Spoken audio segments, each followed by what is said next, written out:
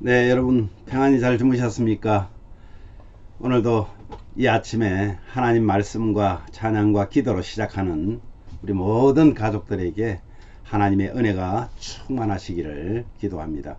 우리 사도신경 고백하면서 4월 23일 목요일 아침 기도를 하나님께 올려드립니다. 나는 전능하신 아버지 하나님 천지의 창조주를 믿습니다. 나는 그의 유일하신 아들 우리 주 예수 그리스도를 믿습니다.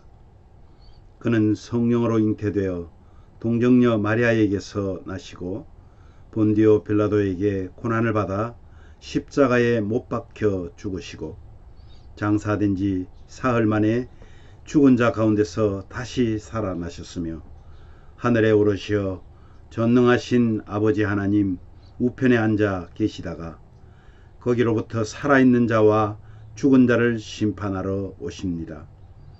나는 성령을 믿으며 거룩한 공교회와 성도의 교제와 죄를 용서받는 것과 몸의 부활과 영생을 믿습니다. 아멘. 찬송가 278장 여러 해 동안 주 떠나 우리 함께 찬양합니다.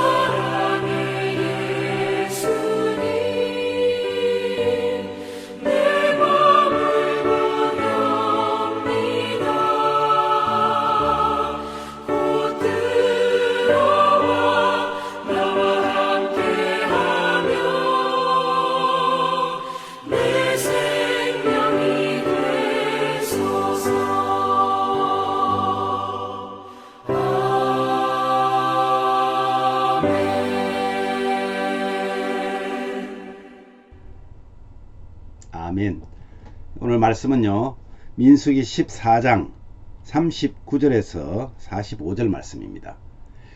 그 중에서 41절, 44절을 함께 봉독하도록 합니다. 모세가 이르되 너희가 어찌하여 이제 여호와의 명령을 범하느냐. 이 일이 형통하지 못하리라. 그들이 그래도 산 꼭대기로 올라갔고 여호와의 언약궤와 모세는 진영을 떠나지 아니하였더라. 예, 오늘 말씀의 내용이 모세가 이스라엘 백성들이 잘못한 것을 설명을 했습니다. 12정탐꾼 때문에 일어났던 그 일 말입니다. 근데 이 얘기를 들은 이스라엘 자손들이 크게 슬퍼합니다. 그러면서 다음날 아침 일찍 자신들의 죄를 시인하며 산 꼭대기로 올라가려고 합니다. 모세가 이것은 하나님의 명령을 범하는 것이다. 하나님이 함께 하지 않으시면 너희들은 패망한다 고 경고했습니다. 그런데 그들은 끝까지 듣지 않고 결국 아말렉과 가나안인들이 그들을 무찌르고 호르마까지 도망을 치게 하는 그런 사건입니다. 여러분, 이 백성의 잘못된 판단에 대해서 좀 말씀할 건데요. 오늘 제목을 제가 뒤늦은 후회와 무모한 행동의 결말이라는 그런 제목으로 한번 말씀을 묵상하려고 합니다. 백성들이 무엇을 잘못 판단했을까요? 그들은 일시적 감정에 따른 판단이었습니다. 그래서 일시적 감정은요, 잘못된 판단으로 그런 방향으로 흘러가기가 참 쉽습니다. 흥분할 때 말하지 마라 그러잖아요. 막 화가 났을 때라든지. 그러니까 이 감정에 치우치기가 쉽다는 것입니다. 그래서 모세가 하나님의 심판 선언을 알려줍니다. 그래서 백성들이 슬퍼했단 말이에요. 근데 이것은 진정한 회개가 아니었습니다. 오히려 그들은 하나님의 심판의 두려움으로 인해서 일시적으로 자신들이 잘못했다는 것을 후회하는 정도였습니다. 뒤늦게나마 그들은 가나안 땅을 정복하려고 시도를 합니다. 그러나 여러분, 하나님의 명령을 받지 않았음에도 가나안 땅을 정복하러 가기 위해서 이른 아침에 산 꼭대기로 올라갑니다. 그러나 이것은 하나님의 뜻하신 바가 아닙니다. 진정한 회개는 하나님이 정하신 고난의 과정을 기꺼이 수용하는 겁니다. 그리고 자기 뜻대로 행동하지 않고 오직 하나님의 뜻을 따르는 것입니다. 패배는 불신앙에서 비롯됩니다. 우리 인간의 본성은 근본적으로 하나님을 믿지 않는 불신앙으로 자신의 계획대로 그렇게 살려고 하는 것이 우리의 본성입니다. 이것이 죄악된 저와 여러분들의 마음입니다. 이것이 바로 불신앙인데요. 전쟁은 신앙과 불신앙과의 싸움입니다. 우리는 흔히 전쟁하면 국가와 국가 간에 있는 것, 이것만 생각하시는데 그것이 아닙니다. 가정 안에서도, 직장 안에서도, 심지어 교회 공동체 안에서도 전쟁은 있더라는 겁니다. 여기에 일어나는 가장 근본적인 이유가 바로 불신앙에서 비롯되었다는 것을 우리는 알아야 합니다. 그렇다면 불순종의 결과가 어떻게 됩니까? 하나님의 뜻이 아닌데도 불구하고 행하는 것은 바로 또 하나의 다른 죄악입니다.